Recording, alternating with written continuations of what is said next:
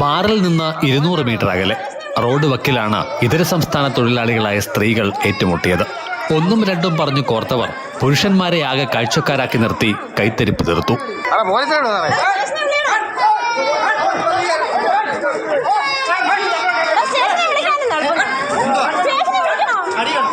അടികൊണ്ട് ഒരാൾ നിലത്തു വീണതോടെ തുടർന്നുള്ള ഭാഗം റോഡിൽ തന്നെയായി.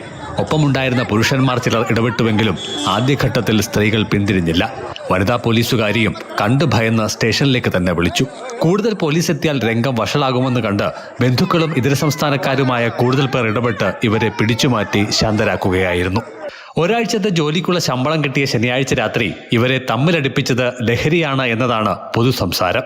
അടി കൊണ്ടവർക്കും കൊടുത്തവർക്കും പരാതിയില്ലാത്തതിനാൽ പോലീസ് കേസില്ല. ഇതര സംസ്ഥാന തൊഴിലാളികൾ കൂടുതൽ പാർക്കുന്ന ഇവിടം ശനി ഞായർ ദിവസങ്ങളിൽ മുൻപും സംഘടനകൾക്ക് വേദിയായിട്ടുണ്ട്. പോയ വർഷം ഇതര സംസ്ഥാന തൊഴിലാളികളായ 2 പേർ തമ്മിലുള്ള അടി കത്തിക്കുത്തിലാണ് അവസാനിച്ചത്.